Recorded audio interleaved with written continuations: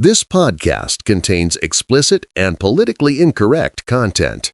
Welcome to Tales of a New York limo driver, sex, excess, and stupidity on four wheels, based on the best-selling book by Nikki Testaforty. Come along for over 100 stories that range from idiotic to friggin' unbelievable. Buckle up, kids, and enjoy the ride. The perfect limousine. The amalgamation of the following attributes and features is my idea of the perfect limousine. The luxury and spaciousness of a Maybach, the 0 to 60 of a Tesla in ludicrous mode, the visibility afforded by a helicopter, aircraft landing lights as front headlights, body panels made of thick rubber to deflect dings and nudge stupid people, ram bars front and back, so if I had to push you out of my way, I wouldn't scratch my bumpers. 4-point seatbelts like race cars have. An interior that can be hosed down, shape-shifting ability, so I can pass through obstructions. A 1 million lumen xenon spotlight pointing forward to motivate people to get out of the way, and one mounted in back to return the favor of those assholes with high beams, brighter than Vegas and Times Square combined. An LED reverse text display mounted on the dash so that the morons in front of me to see any of the following 4 messages I can dial up. 1. Wake the fuck up. 2. Hang up the phone, jackass. 3. Move over, you mope. Subarus, Teslas, and Priuses don't belong in the left lane. 4. Let's go, the light doesn't get any greener. An Asian masseuse stationed behind me to cool me out. And for the hell of it, all of the toys that Q ever put in any of James Bond's vehicles, if there's anybody out there crafty enough to put this together for me, send it over when it's ready. The check's in the mail. Precious. New York City has some of the best 4-star hotels in the world. The Ritz-Carlton, the Pierre, the Mandarin Oriental, and the Waldorf Astoria, just to name a few. Most of us never get the opportunity to be a guest. Precious owns the penthouse apartment in one of them. I get a run sheet sent to me and I see she needs to be picked up in the city, and then we have to make 2 stops in northern Westchester. It should be noted that Precious only wants to be picked up in a sedan, as any other vehicle gives her a headache. But what about an ambulance? I pull up in front of the hotel and announce myself to the 2 doormen on duty, and one of them goes up to retrieve her and our luggage. And while we're waiting for Precious to materialize, let me describe her for you. Precious is a mid to late 80s, blisteringly wealthy, vehicular virgin who never operated a motor vehicle in her life. She's also a germaphobe, or chooses to limit any forms of interaction with species below her strata. Let me explain. After she's placed in the car, I reach back and offer my hand while introducing myself. Now with the clients I deal with, it ranges from strong handshakes and "my name is fill in the blank, nice to meet you" to dead fish with limp handshakes and no audible responses. What was Precious's response? Okay, and no reciprocal handshake. It sure set the tone for the trip. On top of that, she ordered me to shut the AC off on an 85-degree humid day.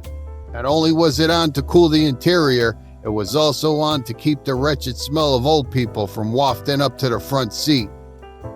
That reminds me, I should snort a line of Vicks Vapo Rub before I roll out every day. Between odors of old people, women who douse themselves with stinky whore perfume, and the suits who crawl out of bed and get in the car without showering, I need something strong, because I'm tired of holding my breath. As I'm making my way up the FDR Drive, a dispatcher warns me, just as I'm coming up the ramp, that there's an accident on the Triborough Bridge. Too late now. I take my chances and see how I can get out of it. At the split for the Bruckner Expressway in 87 North, I see the Bruckner packed solid and Precious starts bugging out and practically hyperventilating. Oh no, this can't be good. As I cut over and shoot up 87. I'm not even up 87 for 5 minutes, and that starts backing up. Now my gut tells me this is just volume going to the George Washington Bridge. I'm doing 8 to 10 miles per hour, stop and go, and Precious says, Oh my God, we're stopped and not even moving. Remember, she's a vehicular virgin. And she then announces, oh, this is gonna make me sick. So I tell her that I'll get in the right lane so we can pull over so she can throw up. I'm not going to throw up, she says indignantly. What then? Sneeze? We get up to Yankee Stadium and she says, what's that over there? I tell her it's Yankee Stadium and she says, I know that. What is that road over there? There are no cars on that. Go over there. That is a service road that I can't access right now. And Precious says, well, I need you to get me out of this. Call somebody in your office. Number one, I can't lift the car like Superman and drop it someplace else. Number two, why bother calling dispatch? I would have gotten a more cogent reply if I had asked my left nut for assistance rather than consulting with him. And Precious then says, oh, this is the worst road in New York. Well, I guess she's never been on sections of the Brooklyn-Queens Expressway, Belt Parkway, Long Island Expressway, when they resemble a parking lot.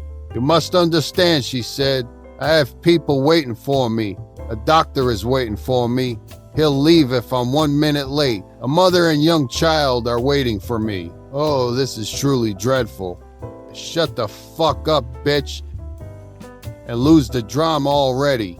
Just as I expected, the traffic broke at the ramp to the GW bridge.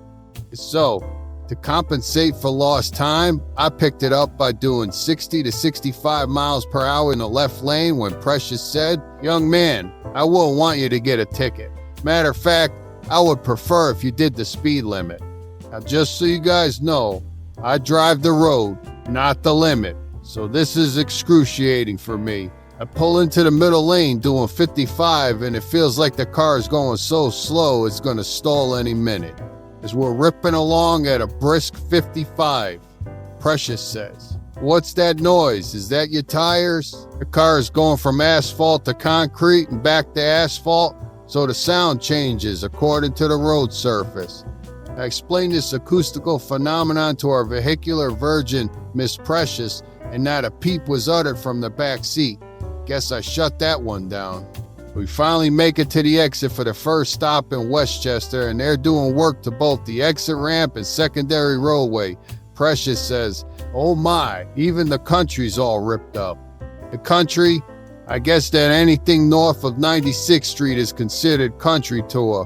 Wow, what a sheltered life this one leads. The location at the first stop is a friggin' horse farm that is over 1 billion acres. Just past the gate protecting the property, there is a flock of Canadian geese. Precious says, oh, are those ducks? Oh boy, here we go. She instructs me to drive past the stables and up to the main house. Just before the house is a small dealership of their personal vehicles consisting of an AMG Mercedes convertible, BMW 7 Series, a Hummer, a Corvette, a Porsche Cayenne Turbo, and an old Ford pickup. That must be the stable boy's truck. I pull up, drop the bags inside the screen porch as I was told, and jump back in the car, headed to stop 2.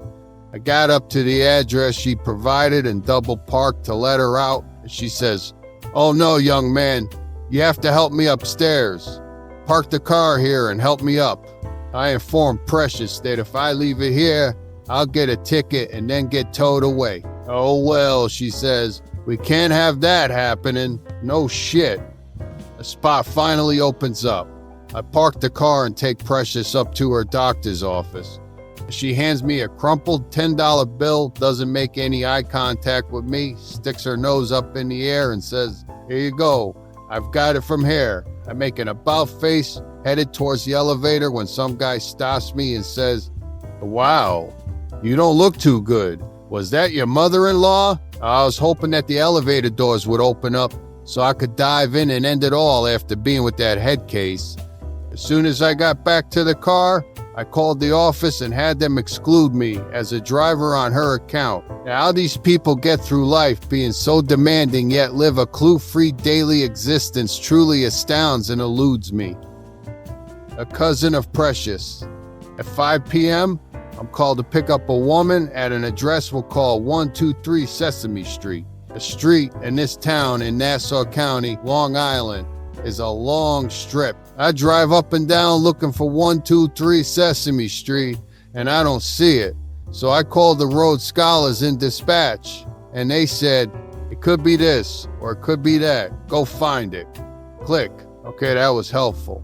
I give it one more try, then call them back, hoping that in this game of phone roulette, I get somebody with a personality and working gray matter between their ears. I got lucky and told this guy to ask the reservationist to come up with something a little more specific about the location. Eureka! He comes back and says, 123 Sesame Street is the location of a nursing home for the wealthy. Now, why couldn't they have put that on the profile in the first place? I finally get there and pull up to a building that looks more like a hotel than a nursing home. I'm parked at the front door, and just as I'm ready to call the client and let him know I landed, a dulcet tones emanating from one of the knuckle draggers breaks over the airwaves. Where are you? The client is looking for you. I tell them that all the client has to do is come straight out the door and she'll walk right into the car. 10 minutes later, this woman in her early 80s and the early stages of Alzheimer's shuffles out and gets into the car. On the way up to Tarrytown, she says she wants me to stop somewhere so she can go for a walk in the park. I find what looks like a school where she can roam the grounds while I keep an eye on her from the car. As soon as she's made a couple laps around, a neighbor comes out and calls the cops. A few minutes later, a cop pulls up, sees her, and then sees me waiting there. He comes over to me and says, "What's the story here? You know that's private property, right?" I fill him in on the situation, and as he's telling me to wrangle her back into the car, he gets a call that makes him race over to his car and peel out. Lights flashing and siren wailing. I get out of the car and aim her back in when she says, "I'd like you to find a store where you could purchase some sugar-free gum for me." No problem. Let's just get back in the car. As I'm tooling down the road, I see a neighborhood supermarket and pull in. I ask her if any sugar-free gum is okay, and she says, "Yes, thank you." I take the key out of the ignition and hit the remote to lock the doors as I'm walking towards the entrance. I go in, and I must have gone up and down the front aisle and the candy aisle at least 3 times. This has got to be the only store on the planet that doesn't have gum. Now keep in mind that I left her in a locked car. As I made my final pass down the candy aisle and headed towards the exit, she was standing there staring at me. And once again, I got her back in the car and continued to the house in the woods. As I pull down their long, dark driveway, she tells me, they usually give some food to the driver if there's any left over. Does that put me above or below the dog in the pecking order? She then says, just in case, here is a nice chunk of cheese. That is, if you have a penknife. What? No Triscuits to go with it. I take the sealed slab of cheese from her and think to myself that if I had a penknife, I probably would have stabbed myself in the eye with it by now. During my 2-hour wait, I made a sizable dent in the cheese and wondered if it was possible to sneak into the house undetected and score the rest of the accoutrements for this dashboard picnic. And she finally came out, minus the leftovers, and we headed back to Long Island. I guess the dog was higher on the totem pole. When we pulled up to the nursing home, she got out and started traipsing around the grounds until an aide noticed her, roped her in, and aimed her for the front door. All I know is that if I ever lose my senses or basic abilities, I want the option to hang my coat up and lay down for the big sleep. Phone with the OnStar girl. This colorful character from Minnesota, driving an Escalade with OnStar, decided to send one of the OnStar reps on a wild goose chase. He drove out to the middle of a frozen lake, threw it into park, and hit the button to contact OnStar. Thank you for calling OnStar. This is Karen. Well, hello, darling. How are you today? I'm fine, sir. How can I help you? Well, I'm in a pickle. I'm kind of lost and need you to tell me exactly where I am. No problem. Just give me 1 second. Sir, is everything all right? I guess, but I'm not too sure. Why do you ask? Well, sir, I have your current location as being in the middle of Lake Bemidji. That's right, darling. Just checking to see how accurate you folks are. Enjoy your evening now. You too, sir.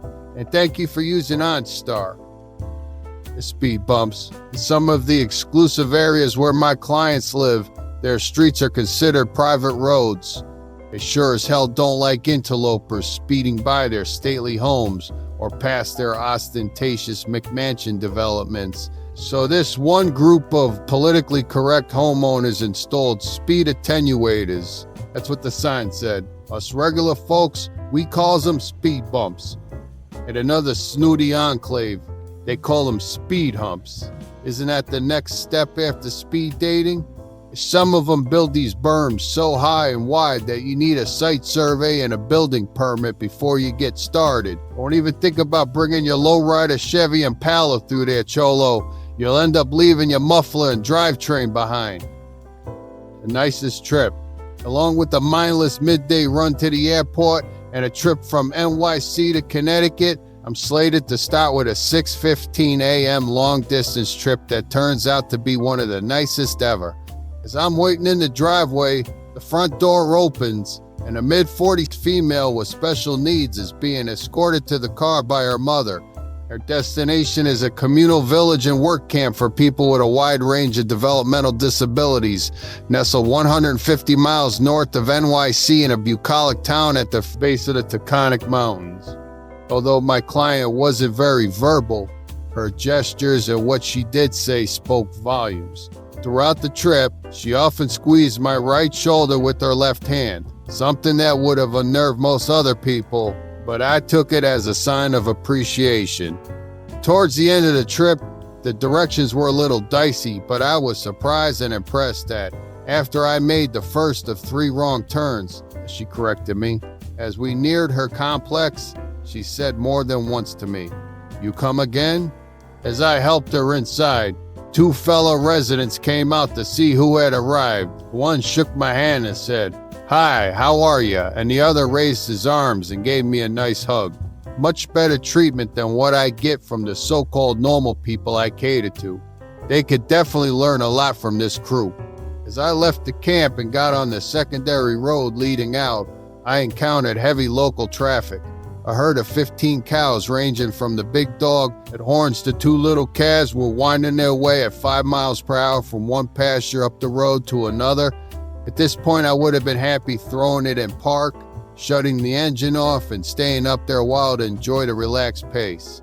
But instead, I had to head back to the rat race to tend to the special needs of the hurried and harried masses. Mr. and Mrs. Whiny Bitch. On an early Monday morning, when I was certain that the Atlantic Ocean was emptying and filling again because it was raining so relentlessly, I had a 5:25 a.m. pickup going into the city. I get there at 5:15 a.m. and wait while the car continues to get washed without the benefits of soap. I'm dog-tired to begin with because I got home only 4 hours ago and got less than that in sleep. So I decide to crack the window just enough without flooding the interior to hear if she's coming out, and close my eyes so I can take a nap. I'm out cold when I hear a sound, which wakes me up, and through bleary eyes, I realize that it's 7 a.m. and she's still not out. 5 minutes later, the porch light comes on and the door opens. She's standing there waiting for me to carry her over the threshold, even though she has a big-ass umbrella in her hand. I get out, and immediately I'm drenched. All because this moisture-fearing woman didn't want to venture out and get wet. But once she's in the car, she doesn't say, "I'm sorry to keep you waiting, good morning," or any of the other pleasantries a good man, as most of us learned in between playing with G.I. Joe or Barbie and when we finally graduated to having fun. With the living, breathing versions. Right off the bat, she decrees, "I need you to get me to 56th Street by 7:30 a.m. I look at the clock and it's already 7:10 a.m. I'm thinking maybe with an Apache helicopter I could do that, but not this car. So I asked her, "Okay, which way would you like to go?"